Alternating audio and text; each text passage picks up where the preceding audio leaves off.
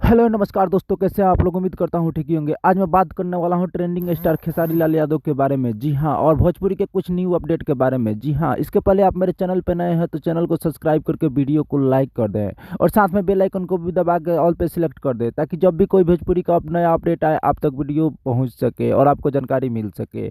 जी हाँ, तो मैं आज आपको बता दूँ, खेसारी लाल यादव अब इंडिया वापस आ चुके हैं। जी हाँ, इंडिया वापस आ चुके हैं और नया साल में कुछ नया धमाका करने वाले हैं।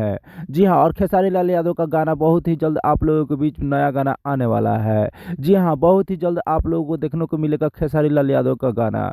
जी हाँ, और इसी के साथ मैं आपको बता दूं कि भोजपुरी में एक और गाना बहुत ही बवाल मचा रहा है। जी हाँ, नीलकमल सिंह का गाना बहुत ही बवाल मचा रहा है।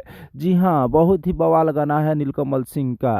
तो यह गाना भी आप जाकर सुन सकते हैं और नीलकमल सिंह को भी प्यार दुलार दे सकते हैं। जी हाँ, तो मैं आपको बता दूं, नीलकमल सिंह का गाना मुझे कंबल मंगा दे बहुत ही जबरदस्त गाना है। जी हाँ, आप लोग जाएं और मुझे कंबल मंगा दे गाना को सुने। बहुत ही जबरदस्त और बवाल गाना है और इनको भी सपोर्ट करें। तो नीचे कमेंट बॉक्स में बताएं आपको ये वीडियो कैसी लगी।